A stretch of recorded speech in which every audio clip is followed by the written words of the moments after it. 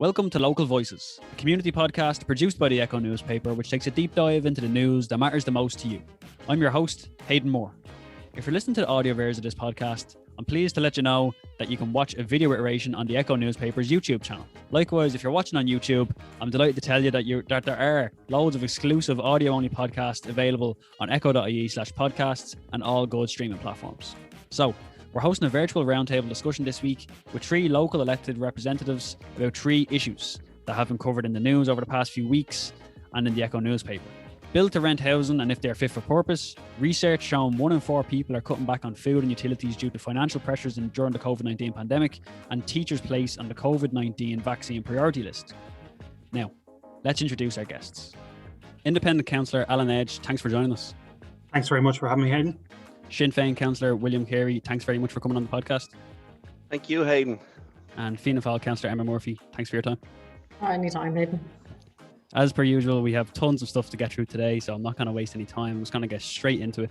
There was an article published in the Echo, I think it was last week, the April 1st edition, and it was based on Red Sea research commissioned by St Vincent de Paul, and it found that 43% of people living in Ireland are facing financial difficulty due to loss of jobs, increased household expenditure, and just loss of savings to meet living expenses, general living expenses during the pandemic. So it's a simple question, but it's quite a loaded question at the same time to start off. And I'll start with yourself, Councillor Edge. What can you do as a councillor to support these people who are in our communities that are living through such financial difficulty right now? Well, I think it's a really good question, and I think I'm sure I could probably speak for William and Emma as well. We have been dealing from the onset of the pandemic with people who are facing, serious financial hardship as a result.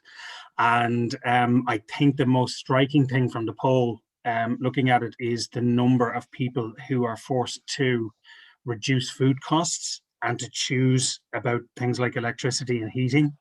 And, without going into specifics, there have been people contacting me who've been faced with a situation where they can't afford to heat the house, and people who are faced with, with a situation where they're, potentially unable to pay the rent suddenly, a sudden reduction in income.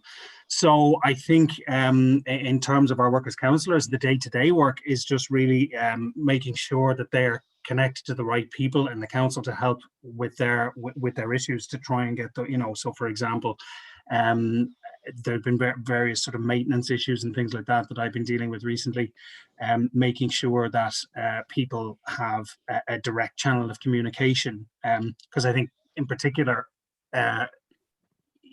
issues that have arisen during COVID, you're dealing as well with council infrastructure where people are working from home and the usual channels that you would go through are not always there. So I think, that's part of our job, is to link people with the right departments in the council, or to link them with Threshold if they need advice, for example, if they're facing eviction, things like that. So I think that's the first thing. I think the other thing that we need to do is to be kind of using our platform to make sure that we're highlighting these issues. And I'm very glad to see, for example, that the decision was made by the minister to extend the ban on evictions and rent increases to July, but I'd like to see that extended further. And I think as councillors, we have a role in trying to advocate for that, because we're not out of this by a long way.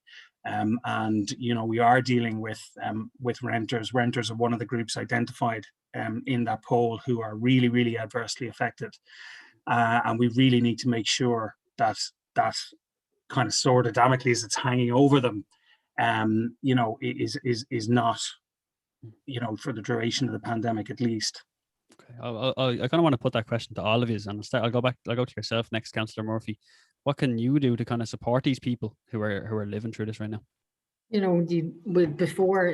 Before we kind of came on there, Hayden, you told us not to chat too much amongst ourselves. But the one thing that we were saying amongst the 3 of us is that the increase in our offices has gone through the roof. I mean, look, it's good to actually kind of engage with other councillors outside of our own groupings to kind of see how they're kind of coping throughout the pandemic as well. Because, the difficult part that I would have is that somebody phones me, generally I go to their house or I go and meet them. That part is being completely taken away. So what you're actually providing them with now is kind of direct, like you're providing them with direct support, you know, and providing them with angles for direct support, but you're actually not doing that face-to-face support yourself. And that, as a counsellor, is probably the hardest part, because, you know, it's the active engagement with the person that contacts you. My phone is consistently ringing. It's like I've new queries coming in on a day-to-day basis, and they're the non-traditional queries as well. And that's, you know, it's actually people that wouldn't have asked you for help or support in the past, or, you know, in different types of angles. And right now, pointing, particularly Alan's made a great point in relation to kind of renters and people renting, and they are people that are actually being kind of slightly forgotten about as well, and people who've had their income drop that might traditionally be, you know, working in the service sector or that type of sector, that are now on the pandemic unemployment payment, and the challenges for them in terms of private renting is huge, and that private renting space. So we're actually providing, I know I'm pushing people more and more towards getting themselves on our affordable housing list, register of interest in terms of the council, providing all of the different housing options that are kind of coming up in there as well. And they're the kind of questions that people are particularly asking as well. My background is the charity sector. And one of the things that I am finding is I'm putting more and more people in contact with the various charities for supports. And that's in various different ways, from Vincent de Paul to services for children with intellectual disabilities, for services for children with disabilities, for, you know, different supports that might have been found within the school system that now parents are now looking for as well. So the pandemic has brought up all of these front-facing challenges that we hear on the news on a day-to-day basis. But what you're finding is a really kind of different, non-traditional query coming through the office. I don't know if Councillor Carey and Councillor Edge will find the same, but I am finding that I've kind of had to change how I do my role, and that's something that's consistently evolved over the last year. Councillor Carey, like when I read the statistics, I was kind of a little bit taken aback by how many people are living that close to the breadline, essentially. They're living that close to falling into poverty. Like, where do you even start to solve a problem like this? Good question. And first of all, thanks very much for having me on. And I want to thank both Alan and Emma for the comments that they've made, because they've both made very, very relevant comments. Be quite honest with you, I haven't been surprised by this poll. My party colleague, Senator Lynn Boylan, had carried out a study called "Living in Energy Poverty," and the results, it's a 30-page document, and if you were to look at it, you know what I mean, you may as well be looking at this Red Sea poll. They co-align in every respect. You know, down to the fact that people are cutting back, they're making decisions about whether they have to buy food or whether to turn on the heating, and these are really, really important decisions that people have to make, you know, and even more so now at the moment, considering that because of this pandemic, more and more people are staying at home. So they probably have extra unintentional bills, like, you know, such as their heating bill is in use a lot more. Probably their food bill is a lot more, because there's extra eating going on around the house, and there's extra people around the house, because their eating habits are maybe not as structured as they were. So these are little extras that keep coming up all day long. It's a difficult it's a difficult ongoing problem.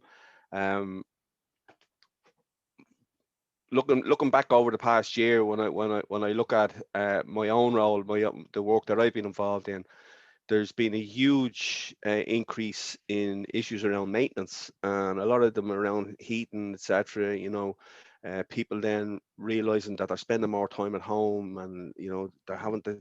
There's an increased bill there because the windows are drafty. Then they're bringing them to us. They're coming to us. I'm not getting as many calls over the past 12 months about people looking to move to a new house, to move from the house they're in. But what they are talking to me about is the fact that they're having these problems in their house at the moment where they are, that they can't afford it. That, you know what I mean? They're spending so much on heating and electricity, etc. That then it comes down to, well, what do I do about food? So that's the choices that unfortunately people are having to make at the moment. And one of the things actually there, Hayden, just because Councillor Carey makes a really good point, one of the things that, particularly in the last 3 months, that the kind of increased food bills within the house, a lot of the schools within our county provide school feeding programs, which actually have either a breakfast program or a lunch program or both. And that makes families less dependent on the provision of lunches and 2 meals a day. And, you know, that might seem alien to some people, but it's not for a lot of families within our county. And the provision of school lunches and school schemes cannot be underestimated. What you're finding now is families are actually have significant financial burdens with regard to food, because they're trying to provide food, you know, 3 meals a day, 5 days a week, whereas they might have just, you know, had to rely on kind of a dinner, which was, you know, something that, you know, was a burden, an ease of a burden for families. But that is something that, like, you know, the provision of our school feeding programs are massive in our county, and it's something that really, for me, it cannot be underestimated. And now, when they're not in place, when children are not in school, that's when we're finding that pinch there for families, and it's something that's really, really I think it's undervalued, and I don't think they get enough kudos throughout the kind of the school year as well. But also it actually brings up the kind of the side of things as well. We're coming into the summer, and that means the children are going to be home again for 2 months of the year or 3 months of the year for secondary schools. And again, that kind of pinch for families in terms of food bills is going to increase all the way through to September. Yeah, it's a very good point, actually, and that's something that I actually totally forgot about, how valuable those school lunches were, even when I was in school. Like, it's just something that you don't even think about. You completely take advantage of it, because, like, without it, someone actually said to me during the week, it's hard to be productive when you're on an empty stomach. And like, like, just they're very simple things, but they're great supports for people in the community, and they're very necessary, I suppose, as well. Yeah, just if I could just finish it to say, like, you know, it's an issue that I think we would realise that, especially when we're talking to our constituents, you know, with the kids being at home all day long, you know, kids spend half the day running to the fridge, you know, and running to the larder, looking for crisps, looking for this, looking for different things around the house, and that all adds up, and that has to be paid for somewhere. And what happens is, you know, do you make the choice about buying food and buying the extras to have in the larder, or do you turn down the heating for an extra few hours that day? And that's the choices that people are having to make at the moment. Absolutely. And I just think, you know, it's a horrible choice to hear that people are having to choose between, you know, food and heating. And I know something that's been mooted, you know, you have a lot of companies who've been making huge profits as a result of the pandemic. And the people who are being really, really hit are the people who were, you know, just about okay, are kind of financially precarious before the pandemic hit. And so I think there's a lot of mileage, you know, in terms of what the IMF recommended the other day about a solidarity tax, taxing some of those big companies who've been making huge sums, and giving more supports. I think it's, you know, it's great to have a ban on evictions and things like that, but we need more support for those people who've been really, really hit and who are having to make those kind of horrible decisions. I know that's a national issue rather than a local one, but I think again, that's something we really need to be advocating for. Okay, we'll move on to the next topic. So the next topic, it kind of dovetails with that in a sense, because it is about housing and the cost of housing. It's about build to rent. So there was an article in the Echo recently, and it basically broke down the number of strategic housing developments located between Greenhills and Cookstown. I know that's Tallaght, and yourself, Councillor Edge, you're more Fairhouse Brownabreen, and Carey, you're more Clondalkin or whatever as well, and same as yourself and Murphy. But it's kind of something that's kind of widespread, the build to rent thing.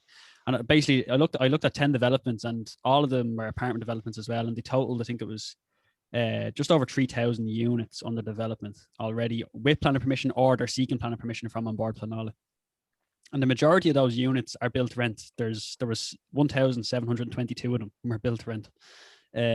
Councillor Murphy, I'll come to you first on this. These plans have been actually met with a bit of backlash online, with people saying, like, is there a need for apartments and stuff like that, and why build to rent? Why not homes that families can purchase?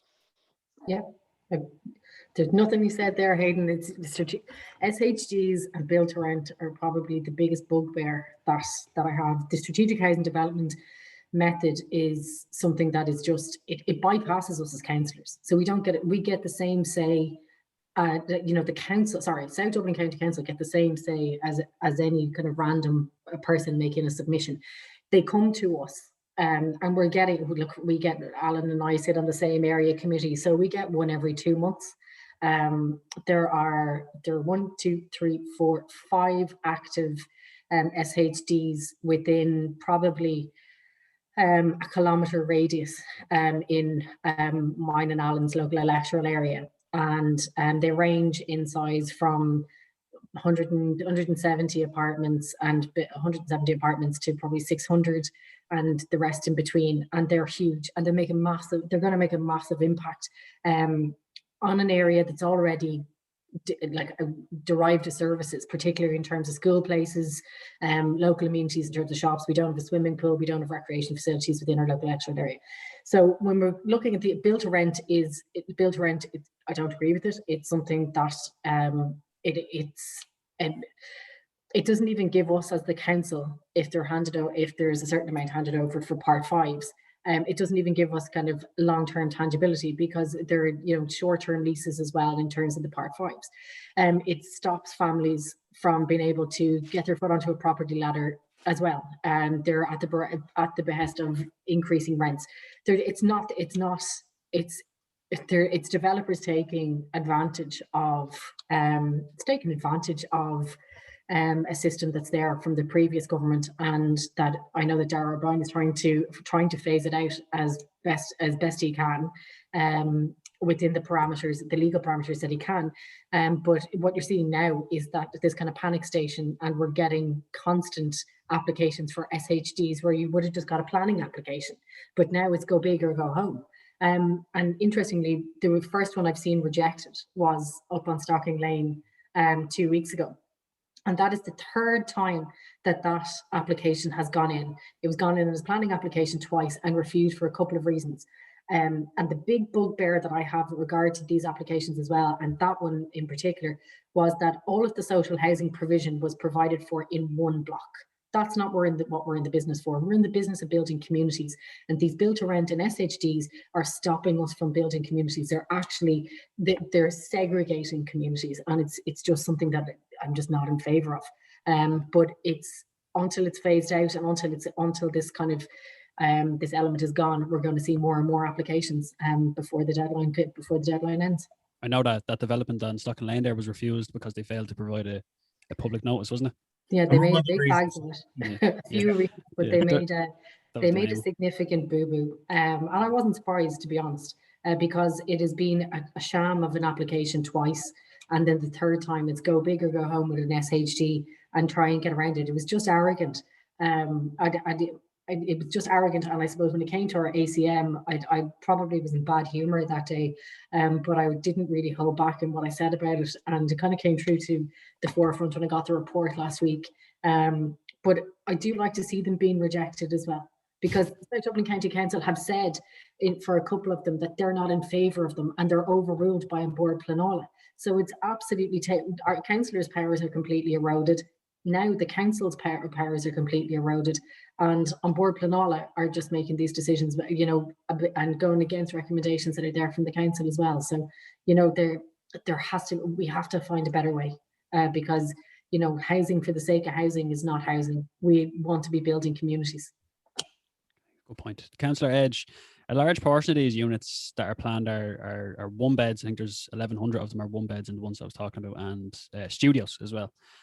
There is also a number of 2-bed units as well, but should they not all be multiple room units, kind of targeting families? Absolutely, they should. I mean, the problem here is that the build to rent model. Look, we need housing stock of all sorts, right? So rental apartments is part of the solution, but the main part of the solution has to be social and affordable.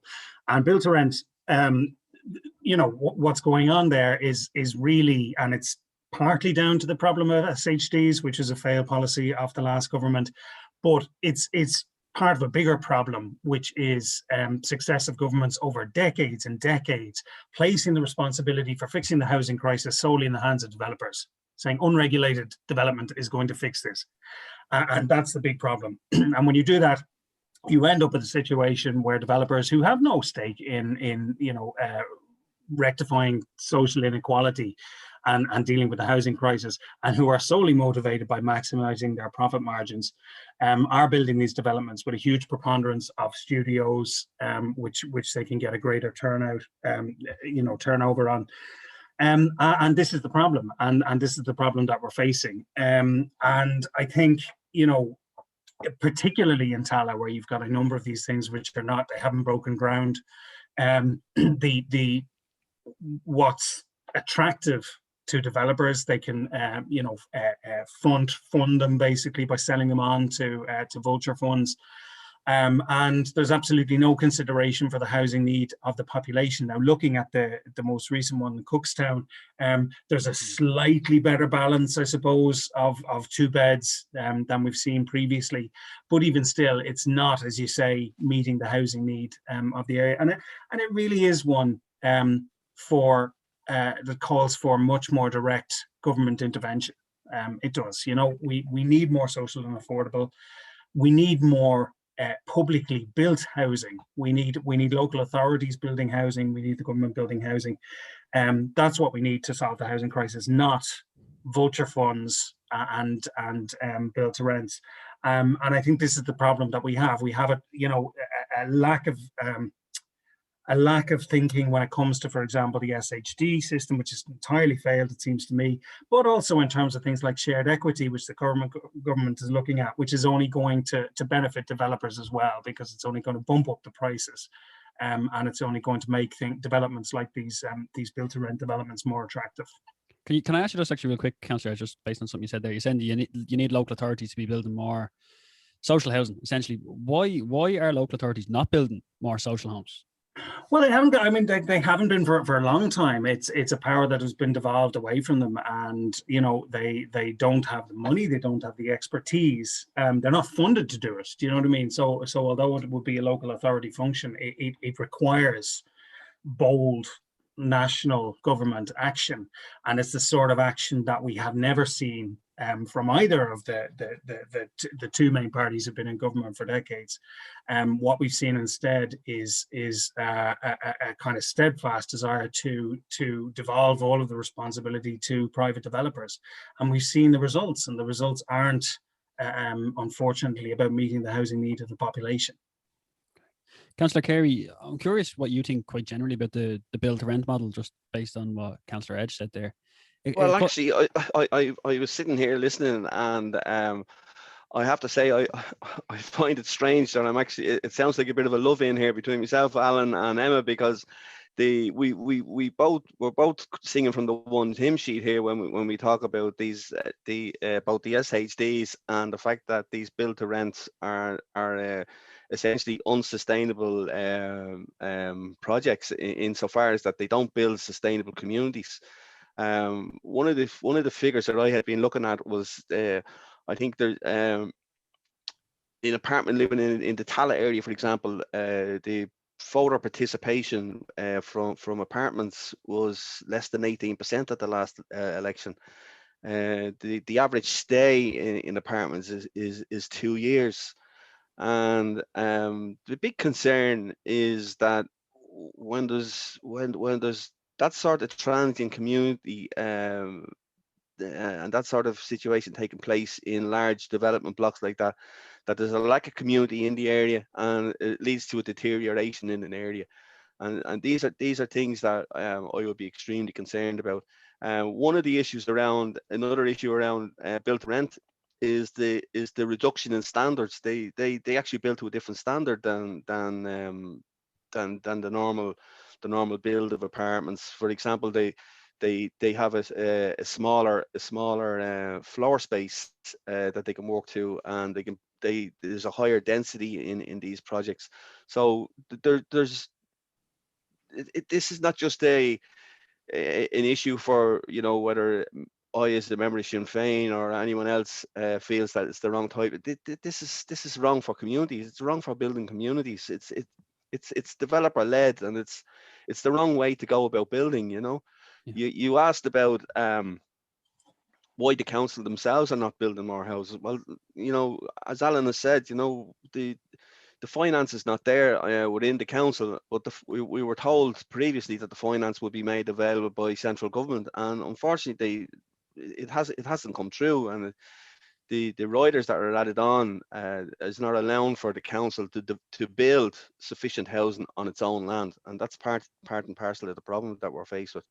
But I know you're saying there that it's not building sustainable communities, and look, we do have a housing crisis as well at the same time. Do you not feel though that this does not provide more homes for more people?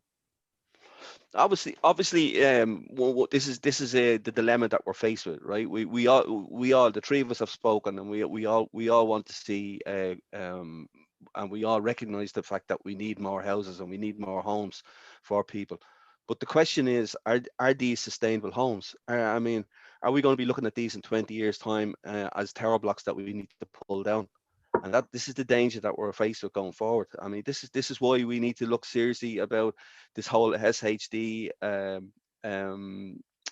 project that was brought in, where we could fast track these developments through without getting the opportunity to question what's happening. I think both Alan and Emma may have had an opportunity to discuss some of these at their area committee meetings when they've been coming through and make representations.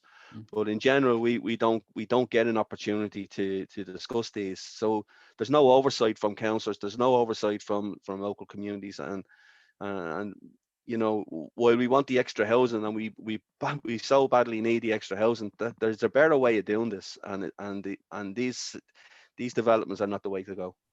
There's a couple of good models. So yeah, the problem is the model. And if you one model, and I was lucky enough to get over to be able to have a look at it, is just there in Stepaside in Bellarmine, there's what's called a cost rental model that's being developed in tandem with Respond Housing, which is a voluntary housing body, and Dún Laoghaire County Council. And it's a cost rental model where the rent is a set amount based on what's there, and it's a much better model than what then actually putting money into the pockets of private developers.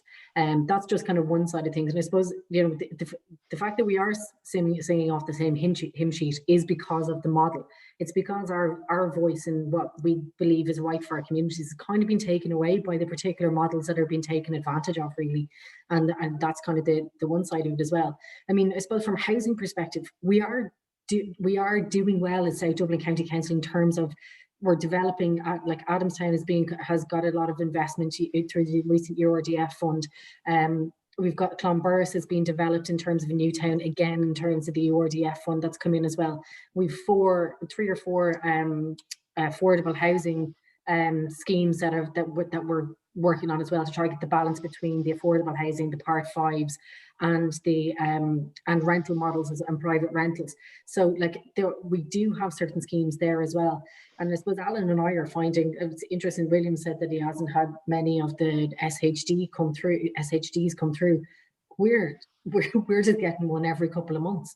You know, and like for the last year, we've just had from Cosgravesland to the Augustinians to Taylor's End. There's now a new one up at White Pines, and there's another one coming down the road as well. Like, and that's 5 within the last year as well. So it's really taking a look at models. Yes, 100% we need houses, but we need houses for people that are going to stay with us and stay in the communities and feel like they've got a purpose and place in their communities where we can support them as well, and have the right infrastructure and the right support services there as well. And we're looking, and in terms of, say, the step down housing that's coming for older people, that's a really positive model that's come kind of, and it's been councillor led for the last 4 years, and the step down housing model for older people. So there's a lot of different models that are there. Just this build to rent and SHD model is a nightmare for us as councillors because we don't get to have a say. Okay. I think, Hayden, as well, just in terms of, you know, it is more better. Do you know what I mean? Because we clearly do have a supply issue. I think not necessarily. You only need to look at Town, where the tallest building something like 200 apartments in it, half of which are empty 2 years later. And the reason is that the developers and the investment companies who are behind it are pitching it for people who maybe can't afford an astronomically high mortgage, but can afford an astronomically high rent, and that's not a way out of this situation. Social and affordable in far greater numbers is the way. And that's what we need to be looking at, and that needs government intervention. I was thinking about this actually, Councillor Edge. Essentially, like, you do have a generation of people who are kind of stuck in that loop renting. But, like, is that, like, I know we kind of have this idea. Is there like a fascination where people think, oh, we need to own our own homes? Would it not be better in a way, or in a sense maybe, that people like end up always renting, like somewhere in like the way it is maybe in Germany or something like that?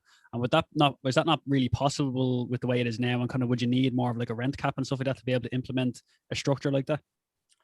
I think, and a lot of studies have been done to say, why can't we manage, to bring about a transition to kind of urban apartment living like they do in Europe?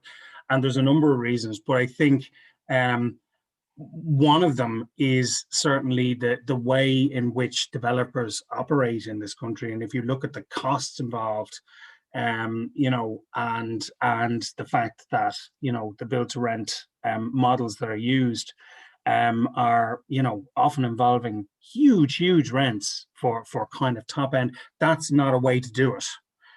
So, there may be an argument about how to move to a more apartment based, more rental based, but certainly unregulated, unfettered developer led strategy that's been pursued is definitely not the way to do it. It's just not going to work. When your rent is more than your mortgage, that's when you've when it's cheaper for you to actually get a mortgage than it is to actually rent. That's when you've got a particular problem. I'll tell you a short funny story. Nearly 5 years ago, David McWilliams was doing a program looking at this, and I was a subject on it, right? So myself and my wife were a subject on it. My now wife, she was my wife at the time. So Caroline, my wife, was working for Coca-Cola at the time, and she moved to Prague to save money for us to be able to get it to save for our mortgage, and it was actually cheaper for her to rent in Prague, and save with it, and not be able to do that in Ireland while I was here renting in Ireland. And it was, when your rent is more than your mortgage, you're completely in a bit of bother, and that is when it becomes that kind of wanting to rent. And there's people there that want to rent, but it's becoming unaffordable, and it is unaffordable. So when it's actually when your options are for your mortgage to be less than what your rent is, which is where we finished, it's a no-brainer, but it's stopping people from saving as well to actually getting to that point as well, because the hardest part of actually getting on the property ladder is actually getting your deposit. And that's what young couples, young families, and individuals in particular, people that are like individuals are really struggling to get that level, to get a deposit, to get on a property ladder. And that's where we have a significant problem. Yeah, there's actually, it's funny you mentioned about the price of rent just generally, and it was actually a little while ago. I was up in City West. I was actually up getting a COVID test, and I didn't get COVID, just so you know. And I was on the way back, and I was walking through City West, and I was seeing they were building all these apartments. I was like, gee, I had no even I couldn't believe how quick that they sprung up. And I was like, I wonder how much they'll cost. And a few months went by, and they finally went up online, and they were $16.50. And like, I was just looking at it, like, that's the guts of a month's rent for a lot of people. Do you know what I mean? Like, if you're paying rent, that's all you're doing. You're not doing anything else. And can I ask you, Councillor Murphy, just because you kind of jumped in there a little bit, how do you switch the powers back to the council? I know you're saying there that they're kind of unregulated developments and stuff like that, and surely that's like not right. But how do you switch the powers back to councillors so that they can make these decisions? Like I know that the build to rent legislation was brought in to kind of help with the housing crisis, but how do you switch that back? Like, it's a big question, and it's a question that kind of probably since I've come on, I'm on the council now since 2016, and since then, somebody said to me when I came on, "Oh, sure, that power will be eroded a little bit further," and I never actually realised what they meant until I have actually seen councillors' powers have actually been chipped away. over the last number of years and previous to that as well, and that they're taking away. And people say, then what's the purpose of having councillors, and why do you, you know, and that type of thing. Like, there's a particular component of the job that we still have to do, but because there's such a demand there for supply and there's been such a push to speed up the supply, it has resulted in us having less of a say. So to how would we, if you ask me how I'd fix it very quickly, I'd do away with, I'd ban build to rent as a model, or cap it within a cap it at 10% of any development. If that was the case, cap it at 10%. And then in terms of strategic housing developments, I just think do away with that. It's just been taken advantage of, and put the powers back, give us a say at local level so that we can actually say, we have advocated for you. Right? I mean, the only say that I get, and Alan and William and anyone else, is that we can put a submission into a board planola. Nothing that we say goes in at council level. Like, the council will take on board our comments, but it doesn't say Councillor Murphy asked for X, Y, and Z. It goes in as one big council submission from our area committees. So there are just two ways that I would actually try and put power back to us. So, and let us actually do our jobs. Let us actually have that localized say, so that we can actually do that piece of advocacy, and not just at Part 8 level, but at kind of the larger level as well. Yeah.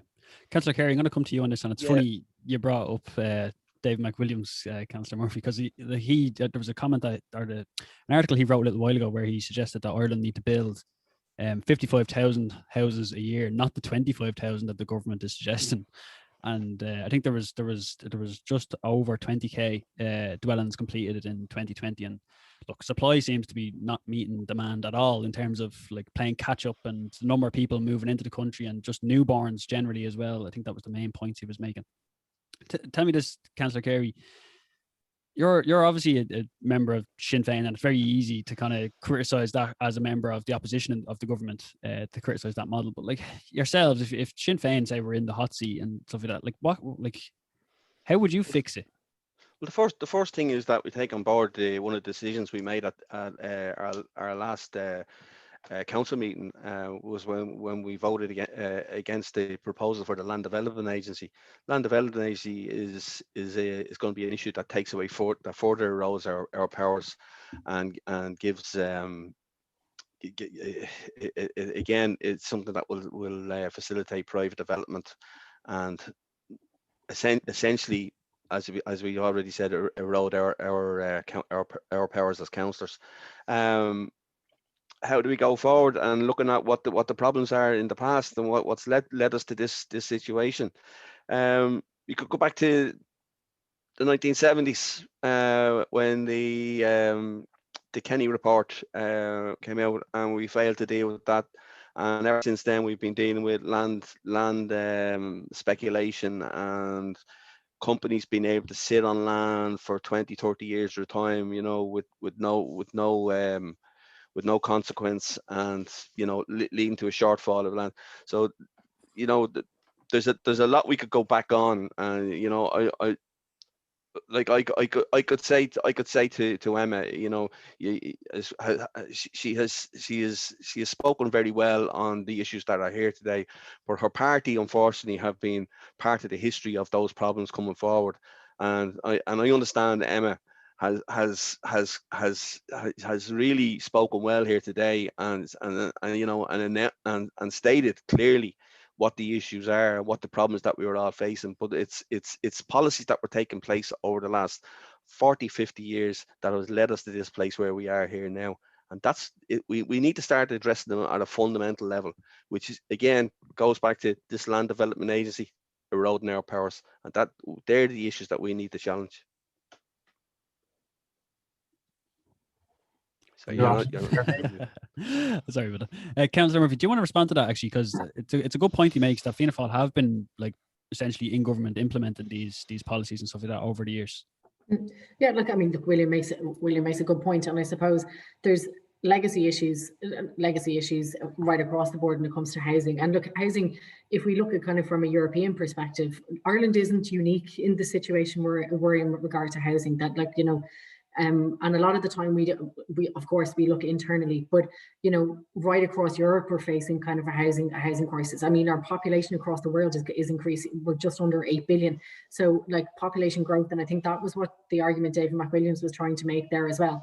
But we do actually have to address it. And look, what a couple of the points William has made, I have made to the minister myself, you know, and like, I mean, I'm not the top, I don't live and die by a party, like, you know, that we're members of a party, but there's certain things that you can agree and disagree on. And I think that that's fundamentally the right way to go about me being a member of a party, that you do have a voice within that, and that you don't, you know, that there's certain policies that you agree and disagree with. So yes, there are changes that need to be made. Yes, in terms of the Land Development Agency, I do have my own concerns, which I did, one, raise at that meeting, and two, raise again with the minister. And in fact, one thing I will say about Darragh O'Brien is Darragh O'Brien has been I think he's been extraordinarily progressive in what he's done in a year. I think he's very open in terms of how he's going about his business. And I think that's slightly refreshing from a housing minister, because we haven't had that for the last number of years. And it's I mean, he's very deliberate in what he does. So, I mean, I think that, you know, that's there as well. Look, in terms of like my party has been tried and tested. I think there's some positives and some negatives, and I will take that on board there as well. I think William would love to see his party being tested at some stage in the next number of years, and maybe that will come. But I suppose in terms of kind of what we're dealing with now, I think that there are different approaches that we can take, and I think that Minister O'Brien is trying to take various different approaches. And look, I think he's some of them you might see him as risky. I know Alan mentioned the shared equity scheme, and I don't necessarily agree with him that it's going to drive up prices. I think that you can see there's other states that have implemented the shared equity scheme, and that it hasn't driven up prices, and that, you know, that there is a level of scaremongering there that we are going to drive up the prices in terms of shared equity scheme. But I think people need options, and people need avenues. What's been done so far hasn't worked, and we do need other alternatives as well. So I will take on board the criticism of Fianna Fáil's past policies and other legacy governments, but I do think that there's a lot of positivity that's kind of coming from how Darragh O'Brien is approaching the last year in terms of housing, and even within a pandemic. And I really don't think that Owen Murphy could have said the same for his previous 5 years and 10 years. So I do look, I will agree to disagree on certain levels with Councillor Carey. I know you're saying there that obviously about Minister O'Brien, but at the same time, they're not meeting the housing targets. Yeah, okay. Well, the one thing I will say to you is we're not meeting any targets in anything that we're doing anywhere in our under level 5 restrictions. I mean, the only construction that's allowed to happen at the moment, even though if any of us walk around any estates, we'll see construction happening privately a lot of the time, which I don't agree with. The only construction that's allowed to happen is necessary construction or completion of social housing. So there are, in terms of targets, the targets are actually, they're doing well in terms of the targets. But I mean, we have been in level 5 restrictions essentially since last November. So in terms of construction, hopefully we'll get back to business next week in terms of domestic construction and commercial construction from 2 weeks after that. So we need to get construction back to work in a safe manner. And I look at particularly domestic and housing construction just needs to keep going. We're finding it within the council. You know, there's so much that we can't get done at the moment because of the level 5 restrictions. And you know, we need to get back to work, but we also need to do it in a really, really safe manner because we don't want a situation like what's happened in Chile, where they've had a fantastic vaccine rollout and now they're back in lockdown because they took up the restrictions too quickly and ignored their national health advice. So we do need to get back to work though. And so hopefully we can do that in a safe manner next week. Can I just come in there briefly? Hey, like yourself, yeah. Just to say, you know, absolutely. Look, Emma and myself are very often on the same page on a practical, you know, day-to-day level when it comes to the council and SHGs and so on. But I would just disagree that these are legacy issues and that they are solely issues as a result of the last Fine Gael government. To totally disagree with Owen Murphy's policies. But I think that we are still seeing, and we have always seen from both Fine Gael and Fianna Fáil, a focus on developers as the solution. And what we need to be seeing is bold, decisive action. We need a different policy. We need a massive program of social and affordable house building. Now is the time to do that. Government borrowing at negative interest rates. Now is the time to do that. And it ties in exactly with that piece on poverty, Hayden, I think. We really need to be doing that if we're going to avoid issues like poverty as a result of the pandemic and child poverty. We need to be looking at this housing crisis now in a very different way.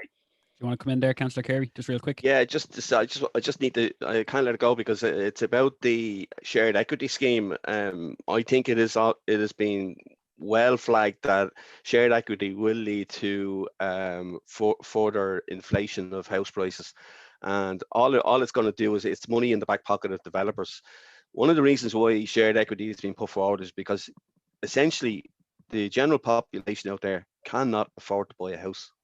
Your average worker cannot afford to buy a house, so he's having to consider these shared equity schemes, and this is just money that's going to be taken from the taxpayer and put straight into the developer's back pocket. And it's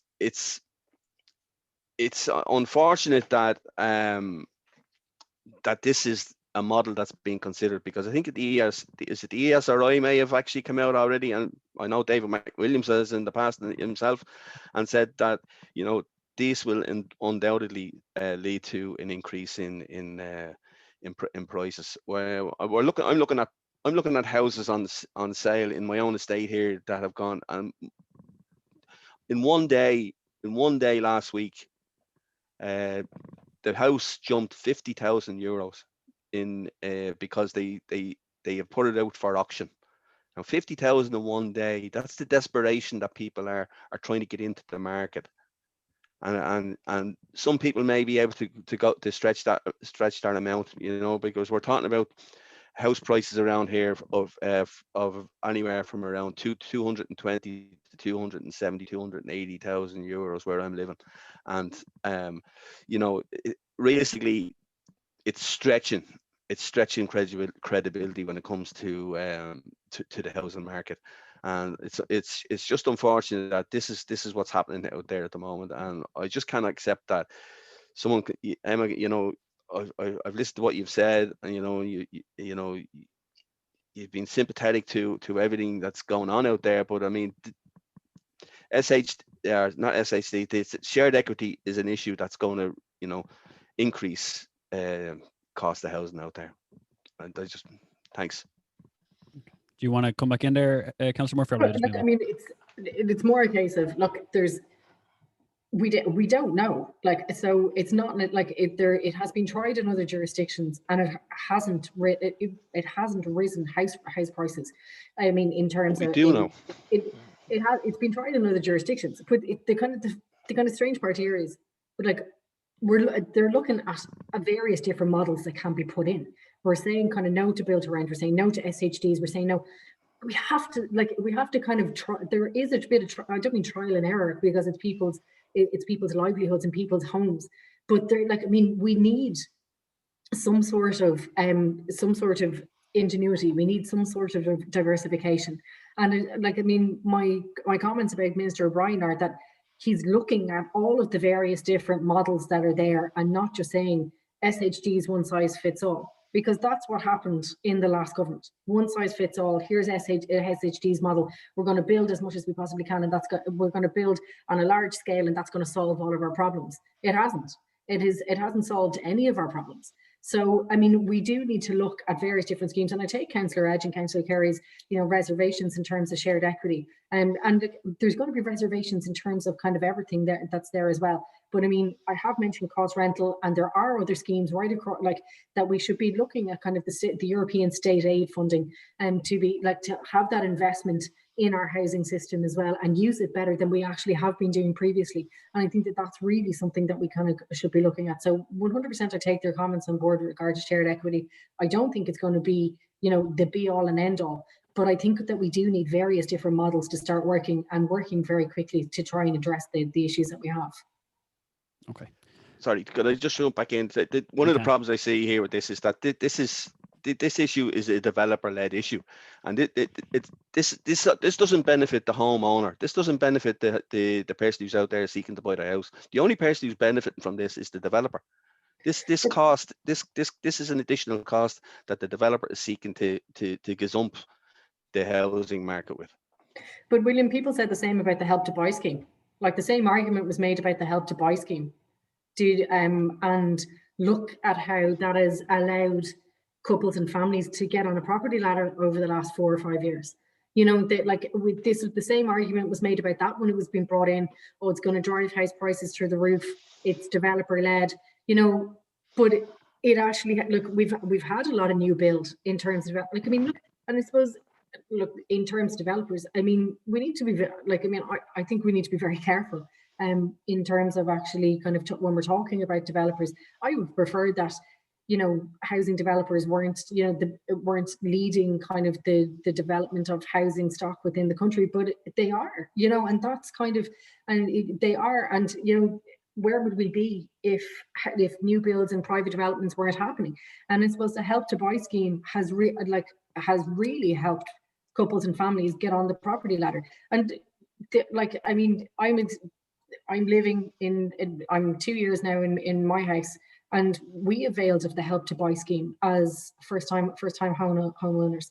And there's many like, and I think if we went around the estate here, the 70 houses in the estate, if we went around the estate, I'm sure that we're close to probably 50 or 60% of those would have availed of the same scheme. So look, and I mean, at the time, you were getting the exactly the same comments of developer led, and driving up house prices. Did it happen?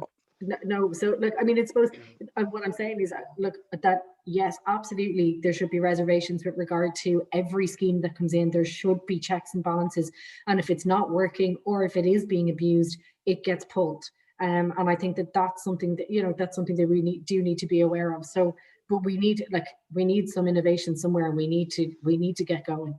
One of the problems we see here with the Help to Buy scheme is that when the money goes in there, it's not seen.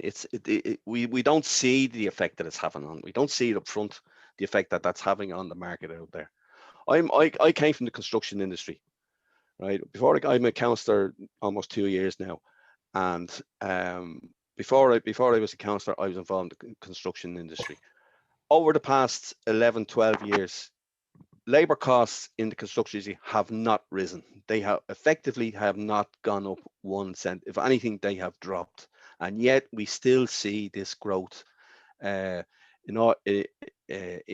costs. And when we talk about developers, we're talking about land property speculators. We're not talking about the builder here. The building cost is almost irrelevant there, because the building costs have almost stayed static over the last 10 to 15 years. Material costs may have moved slightly, but labour costs have not. And one of the big issues we have here is the fact that the only people who are being supplemented here are developers, and that is what we need to challenge. That's what we need to keep, and I think that's what Emma needs to take back to our party, and that's where she needs to win that battle back in our party. I have a good action item out of the podcast now, William. Right, look, we're going to move on, okay? Because I'm very conscious of the time now, and I want to get to one more thing. We did have 2 more things to get to, but let's get to one more just to save time. The Teachers Union of Ireland, the Irish National Teachers Organisation, and the Association of Secondary Teachers Ireland have all voted in favour of going to ballot, essentially to go to industrial action, maybe, basically to try get the government to reverse the decision to remove teachers on the COVID-19 vaccination program. Right? Am I right? Yeah, I'm right in saying that. Yeah. I wanted to come to yourself, Councillor Edge. I know they're moving to this age-based rollout. Is that logical? I think there is a certain logic, you know, certainly looking at the reasons that were given, and I see this because I'm volunteering at the mass vaccination centre in City West and have been at the test centre as well. So we are seeing, you know, the different cohorts coming in, and, you know, been very pleased over the last couple of weeks to see cohort 4, which be a lot of people with underlying health conditions, people undergoing chemo and stuff like that. And so that's, you know, obviously a huge step in the right direction. I think the problem here is communication, and it's a problem which is you know, it's kind of dogging the entire COVID approach of the current government. There are sound reasons, I think, for doing things the way that they're now doing them in terms of an age-based categorization. But to have a situation where teachers and SNAs are initially told, yes, you're going to be vaccinated on this level, and then to be pulled from the list and put in, I think they're cohort 9, if I'm not mistaken, that is where, you know, is a really, really unfortunate thing to have happened. I think particularly so because from the get-go, the government's, you know, kind of clarion call has been, we need to keep schools open. And there's various good reasons for that, particularly when it comes to kids who perhaps need additional support. But I've got a huge amount of time, I have to say, for the teachers and the SNAs, particularly SNAs, who I think have been treated very, very badly by successive governments, and you know, who do work in close, who don't have the option to social distance. I think for them to be told, first of all, to be told, yes, you're going to be vaccinated, you're going to be prioritized, then to be told that you're not going to. And then yesterday we hear that in CH06, which is Wicklow, Dunleary, that there were SNAs from that area who were placed on the reserve list. I've got no issue with them being placed on the reserve list. I think SNAs should be prioritized. But the total dog's breakfast in terms of communicating both with the teachers and SNAs themselves, and it seems between the HSE and the government, is what's really highlighted here. So I do support them, and I think that really the government needs to look at its communication strategy very urgently. Councillor Murphy, I'll come to you next. As Councillor Edge mentioned, the teachers were, I think they were on the top 30% of the population to be vaccinated at the start, but they've changed based on advice from the National Immunisation Advisory Committee. Yeah. Do you think that teachers should be a high priority on the list? I have sympathy for teachers, but I sympathy for teachers, and I actually don't agree with the methods that they've gone to over the last few days through the unions. That it's whoever shouts loudest should be prioritised. And I think the teachers, guards, people working on the frontline, bus drivers, Lewis driver. My dad's a Lewis driver. He's 60, and he hasn't stopped working throughout the pandemic. I think that in terms of teachers, I've massive sympathy for SNAs and do think that they should be prioritised. But we're taking epidemiological advice, and I think we have to look at, our over 60s are a significant, the epidemiological advice is telling us that these are a huge at-risk category. And I do look, the communication should be better. I would love to see a tandem program where you're actually working with the over 60s as well as kind of frontline workers such as teachers, guards, Lewis drivers, bus drivers. I think they should all be in the one cohort. They should all be in the one cohort, and it shouldn't be just that our union shouts loudest. Look at the guards from the last few days. You've now got 5, 6, 7 guards that are now arrested that girl that came off the flight in Dubai, and they're all close contacts, and they're now all out of work. So it shouldn't be about a union shouting louder. I really don't think, I was really disheartened to see how the unions went last night. I thought it could have been sorted out better than what it was, but now threatening strike action and particularly that doesn't impact government, that impacts parents. That impacts parents who are working from home, parents that have to look for alternative care for their children. It doesn't look, striking should be the last option. We should have been talking rather than talking about strike action. Look, we've got two months left, 6 weeks left in secondary school and 10 weeks left in primary school. Will we have vaccinated all of the over 60s at that stage? I'm not sure. But I would hope to God that we have. And I think that the vaccine program, based on the numbers that we're getting in terms of supply, the vaccine program we're going to see now is going to completely amp up. Johnson & Johnson is going to be a game changer for us when it arrives in Ireland on the 12th of April.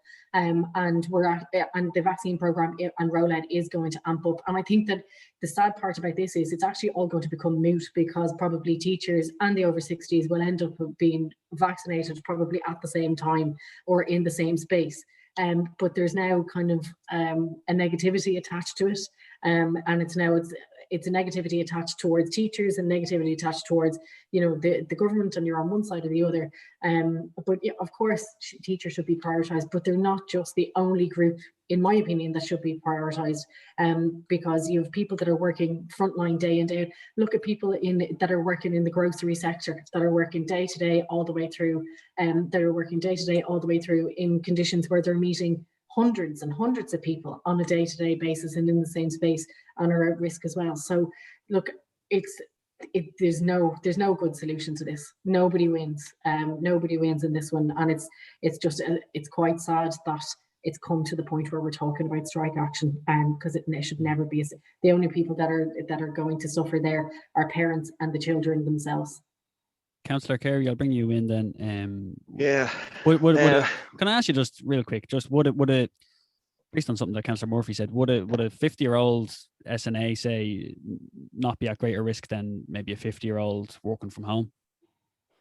Absolutely, and this is part of the problem. Like what's we've seen the anger building up among teachers, but in my view, Gardaí, teachers, SNAs should be taken as a specific group. One of the reasons is all three of those are really in close contact with different people, whether it be children or other adults, and they're in constant mix, which means that not only are they vulnerable themselves, but they're involved in the possibility of passing on this virus if they pick it up themselves. So I think they need to be taken as a group and actually dealt with in specifics with an element of priority also. I understand the science and the fact that they're talking about the most vulnerable people are aged, and we should be dealing with them and making sure. But look, we're over a year into this pandemic, and the HSE doesn't always get sufficient credit. They hit this over a year ago, and they hit it running, like, what I mean. They got things up and running fairly quickly, but where they've fallen down is certainly within the IT end of things, in being able to identify and roll out this vaccination, because we knew over a year ago that there would be a vaccination program having to be put in place long before the vaccines were produced, that we would have to have this in place. And we lost time. We didn't set up. We should have set up the structures a long time ago. It's not good enough that we sat back and said, oh yeah, teachers and everybody else, you'll get a priority, and everybody seemed to be just succumbing to whoever shouted loudest, and we would go along with that, and we'll tell them, oh yeah. The result is that government did make promises to groups, and maybe they shouldn't have made those promises, but they did make those promises, and it's difficult to now assuage that anger that's out there.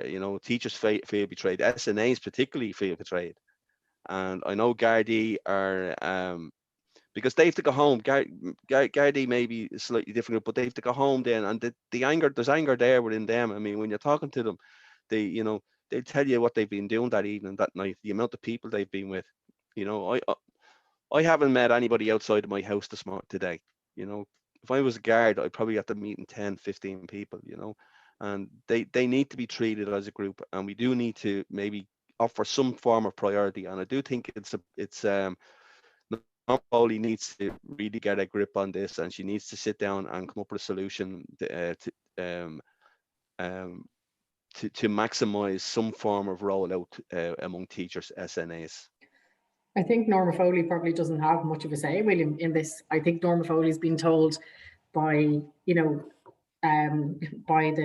epidemiological powers that be that we believe that the over 65s are a bigger priority than teachers. And she's kind of relaying that. But I think you make a good point in terms of it, not just like, for me, SNAs, it's a no-brainer. SNAs are in a different environment than your mainstream school environment. The SNAs are dealing with children who are vulnerable, children who have intellectual disabilities, who need children with additional needs, who need additional care, and that might not understand social distancing, that might not understand when they have a need, that need is prioritised. And in very much the same vein as with the guards, if the guards are going to arrest somebody, they don't really kind of say, by the way, social distancing, like when they're going to, make an arrest or be in a courtroom or, doing their day-to-day jobs. So, there's a lot to consider kind of in that vein as well. And look, I mean, I have complete sympathy for teachers going into classroom environments. You don't know and look, it's going to amp up for teachers. I mean, this is the big thing that we're missing as well. But in terms of secondary schools, we're now going to have full secondary schools from next Monday. And it's the kind of that, 12 to 18-year-old cohort that are probably, at most at risk for bringing it in and out of schools due to kind of mixing in that side. So, I mean, we need to come up with some sort of a solution. And I think that, it's unfortunate what the unions have kind of had to do and what they've done. I think it might trigger a larger conversation, and it should, within the public health sphere, but also at government level with the group of ministers that meet in terms of the pandemic. I don't think we've heard the last of it. But it's unfortunate, and I think it doesn't help that there's so much kind of queue jumping, that we're getting this kind of, what happened in the Beacon and what happened in Gerrards and Bray, and now like all I've heard this morning is the chairman in the Matter got a vaccination, and the fact that we're looking at a micro level that one vaccine was given to X person Y, that doesn't help with public confidence.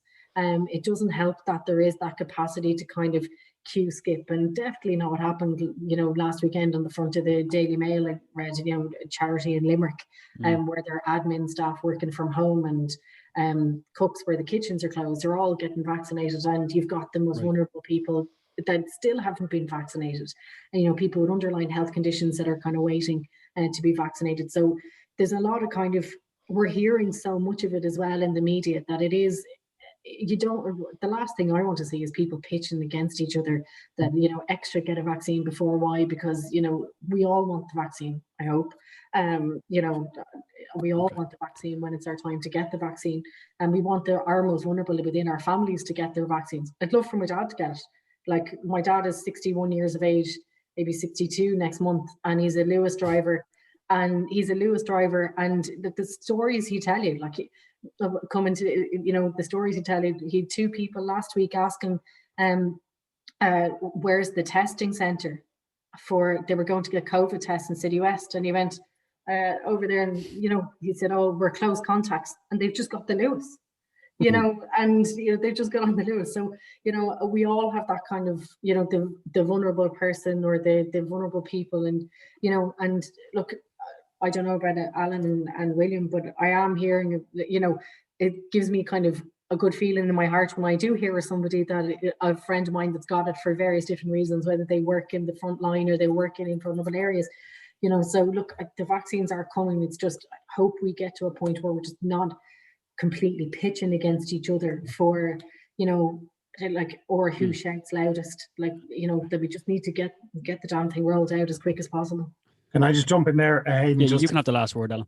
I think Emma makes a really good point that, the problem that we're having is that through no fault of the governments, I will admit, there has been this, break in the chain of supply, right? That's been the huge issue, that these cohorts and these sort of fairly artificial categories wouldn't have mattered had the supply proceeded as planned, right? And look, I've been working at the vaccination center. Everything is there, tooled up and ready to go, right?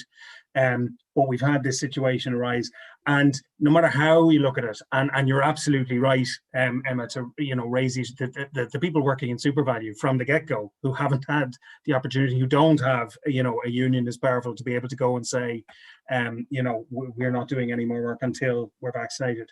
But I think we have to confront the situation that in some instances, people feel, and SNAs in particular, feel that they've been forced to a point by the terrible messaging and the terrible communication that's been coming through. And I think, it is something that really needs to be hit home to the government, that the communication just hasn't been good enough, and people do feel let down and they do feel hung out to dry. So I think that really is the message here. But hopefully, as Emma said, there are large deliveries of vaccine happening on April the 12th. Hopefully, once that happens, these categories will become less relevant, almost immediately. Yeah, okay. I'd just like to say, I know we went a little bit over there, but I am really appreciative that you've given me all this time, the three of you. So Councillor Alan Edge, Councillor Emma Murphy, and Councillor William Carey, thanks so much for your time. Thanks, Aidan.